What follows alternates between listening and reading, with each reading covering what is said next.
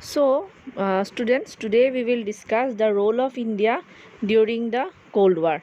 Okay, what role India played during the Cold War.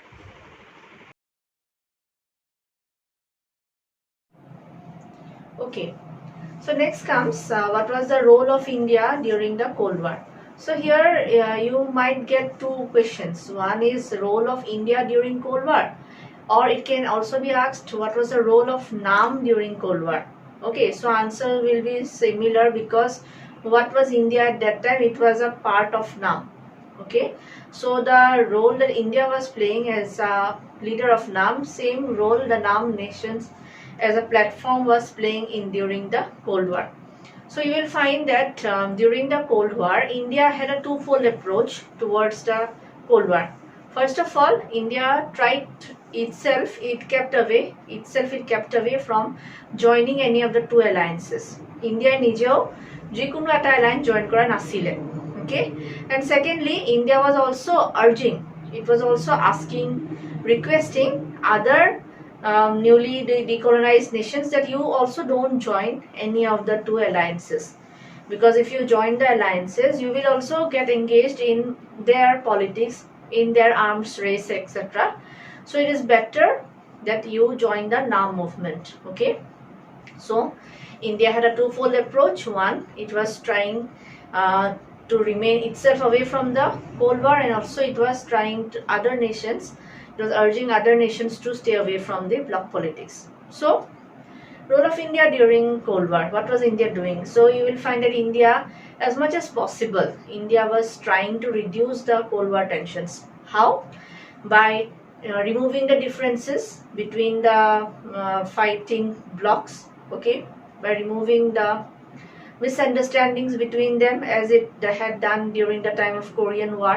Okay, it was trying to convince both the two superpowers that fighting a war, be a cold war or hot war, is not good for the entire world.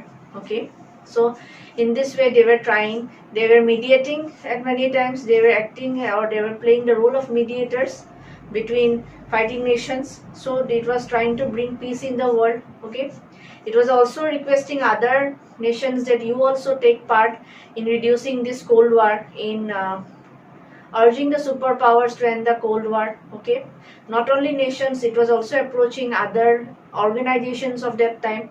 Organizations মানে হেতু সময় যিবিলাক আমাৰ international organizations আছিলে, যেনেকে United Nations আছিলে, European Union was there, then we have ASEAN, we have SAARC. Okay, there were many NGOs also.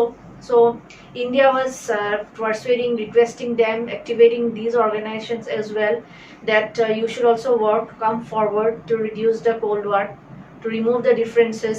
Okay, so this was basically the role that was played by India during the NAM movement. Now the role that India played during the NAM movement, it brought both benefits to India as well as some criticisms towards India. So let's see what were the benefits that India got from this Cold War. So the first benefit that you will find are how India's interest was served by being a leader of NAM. You will find that non-alignment allowed India to take international decisions and stances that served its interests rather than the interests of the superpowers and their allies. So by being the leader of NAM, India could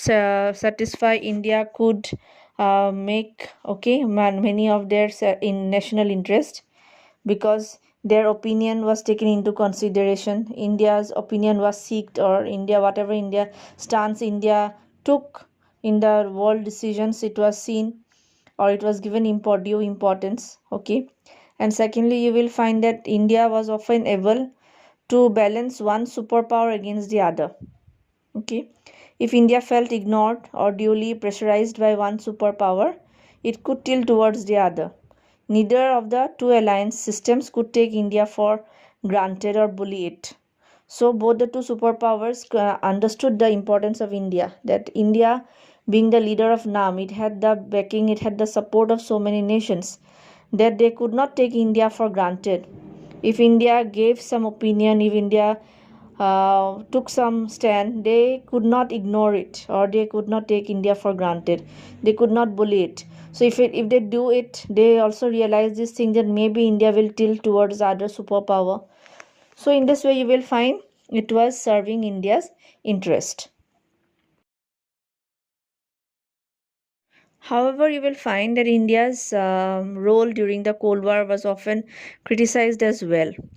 So, firstly, India's non-alignment was said to be unprincipled.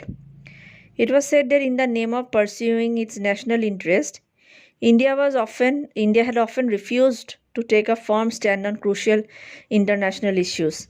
That sometimes India was not true to its own words. Sometimes they were taking some international stands, and sometimes what was happening, the same thing was being repeated in some other part of the world, and India was silent. So we can take the example of again the Suez Canal crisis, 1956, when UK attacked Egypt. India condemned that attack. Okay, India was against it. Same year, USSR attacked or invaded Hungary. Similar thing was done by one superpower on a small nation, and this time, second time, India was silent. So this was said that India was unprincipled in its outlook. Secondly, it was often said that India was inconsistent in its policies, and often they took contradictory postures. So why it was said? Because India itself had advocated that the nations, they should not join any of the two superpowers. They should not be a part of the alliance. But however, it was seen that in the year 1971, India had signed a Treaty of Friendship and Peace with USSR in 1971. Okay, so that this signing of this treaty was seen as India being aligned to the Soviet Union. However, India did give its stand. India explained that at that point in 1971, when India was engaged in a war with Pakistan, at that time Pakistan was being supported by USA and China. So India, for protecting its national interest, had no other option but to take or seek help from the other superpower. So India had justified its signing of the treaty in this manner. So lastly, we have like sometimes it might be asked that is naam still relevant? Okay, aji dino to naam amak lage ne na lage. So if you see that naam was basically constructed as a movement during the Cold War period to reduce Cold War. And now since in 1991, with the disintegration of Soviet Union, the Cold War also has ended. So this thing brings us the question that is NAM required today in this period when there is no Cold War? So definitely we can give the answer that NAM is still relevant. Okay, because NAM nations, the nations that have formed NAM, they shared a historical affiliation. Okay, they have many things in common. So with this, they can today also they can become a powerful force if they come together. Okay, these poor small countries of the world, they today also they do not need to become followers of the big powers. They could pursue their own independent foreign policy. At that time, you see, these NAM countries, they were considered as a challenge to the two superpowers. At that time, সেইটো সময়ত দুটাকে super power আছিলে and সিহঁতৰ এগেইনষ্টত নাম as a challenge থিয় হৈছিলে and আজি when we are living in the era of one super power USA, আজিৰ দিনতো এই নাম কাণ্ট্ৰিখিনি যদি একেলগ হৈ আহে, today also they can they can be a platform. Okay, they can be a platform against this superpower, or it can of course influence the superpower in its different decisions or policies. Okay, so these things tells us that NAM can still be relevant even though today we do not have the Cold War. Okay, so NAM is very much relevant as today as well. Okay.